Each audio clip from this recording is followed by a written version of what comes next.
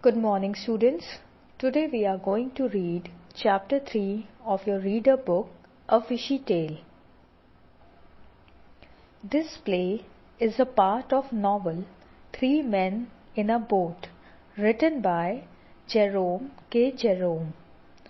The novel is a humorous account of boating holiday taken by the three friends Jerome, George, and Harris.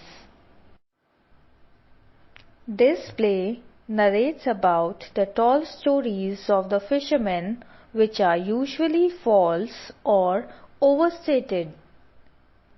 Jerome and George are standing outside the hotel and they decide to go inside. There was an old man in the hotel. They started chatting and somehow it was revealed that Jerome and George were visitors and they were going away next day. Suddenly their eyes rested on a trout, a huge monstrous fish, enclosed in a glass case.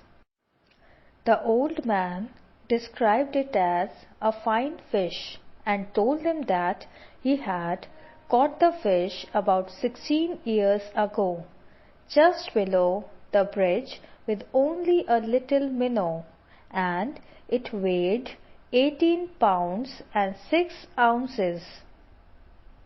Children, a minnow is a small fish that is used to catch larger fish.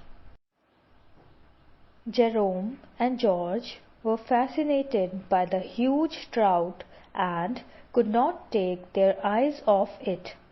Meanwhile, the porter comes in and learnt that Jerome and George were strangers, so he came out with his own story about the fish and told them that it was he who caught the fish 5 years ago, and claimed that he caught it with a fly as a bait and the fish weighed 26 pounds and bid good night to them. After a while, third man enters and George himself asked him how he caught the fish.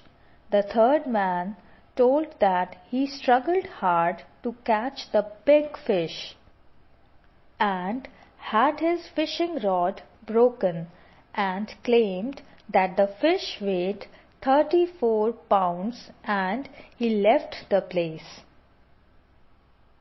After the third man left, the owner of the hotel arrived and informed them that everyone is just weaving a story and told them it was he who caught the fish, when he was just a school-going boy, and after telling this, he went out of the room.